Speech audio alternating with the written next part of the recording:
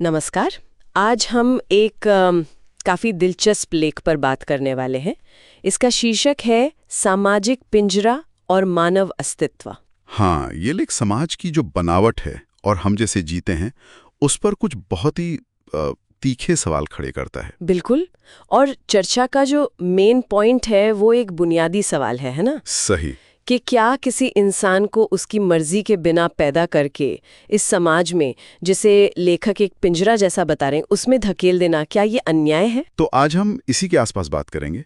लेखक क्या तर्क दे रहे हैं जन्म को लेकर, समाज के बंधनों को लेकर, और वो जो बदलाव की मांग कर रहे हैं उस पर भी, मतलब पूरी व्यवस्था में बदलाव। तो पहला सवाल यही उठता है कि क्या समाज जिसे हम सोचते हैं कि सुरक्षा देता है, सहयोग करता है, क्या वो असल में अपनी ही कुछ, जिसे लेखक कहते हैं, मूर्खतापूर्ण मान्यताएं, हाँ, और इंसानी फितरत, उनकी वजह से दुख का कारण बन गया है? लेखक का इशारा तो कुछ ऐसा ही लगता है।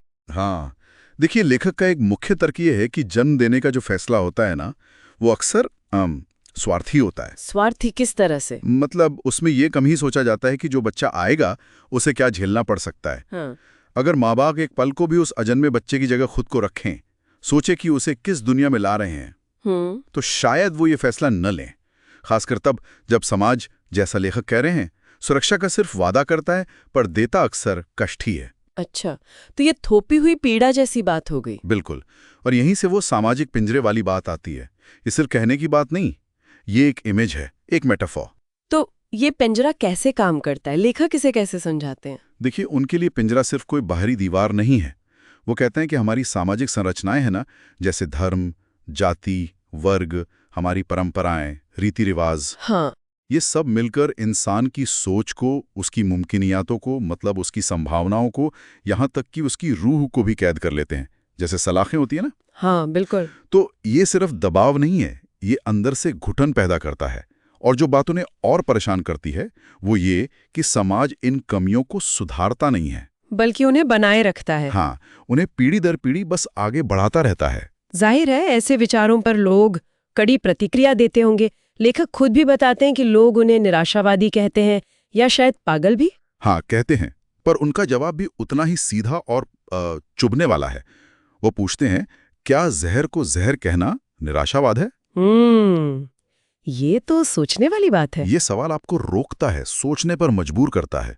वो समाज से ही पलटकर पूछ रहे हैं कि भाई, असली मूर्खता क्या है या पागलपन क्या है?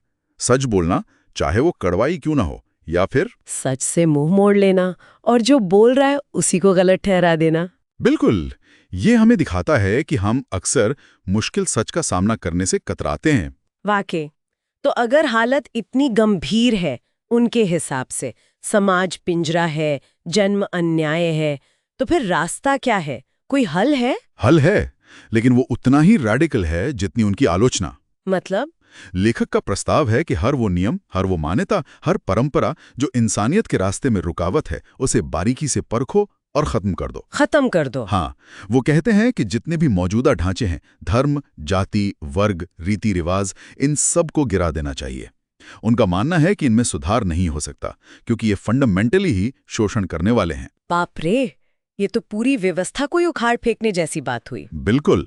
और उनका जो आखिरी लक्ष्य है वो एक ऐसा समाज है जहां सिर्फ एक नियम चले, जियो और जीने दो। अच्छा। और ये बदलाव, वो जोर देकर कहते हैं, नई पीढ़ी को दुनिया में लाने से पहले होना चाहिए। पहले? हाँ, उनका मानना है कि जिस जगह आप किसी नई जान को ला रहे हो, उसे पहले पूरी तरह साफ करो शोषण से, अत्याचार से, घुटन से, वरना नई पीढ़ी को लाना ही नैतिक रूप से गलत है। उनकी नजर में। हाँ, ये सिर्फ ऊपरी बदलाव नहीं, ये पूरी व्यवस्था का नवीनीकरण है, जड़ से। तो अगर हम संक्षेप में कहें तो लेखक समाज को एक खराब, घुटन वाले पिंजरे की तरह देख रहे हैं। हाँ, जिसमें बिना मर्जी के पैदा होना अन्याय है। सही। और हल सिर्फ एक है, मौजूदा सामाजिक ढांचों को पूरी तरह हटाकर सिर्फ जियो और जीने दो के उसूल पर एक नया समाज बनाना। आपने बिल्कुल सही समझा।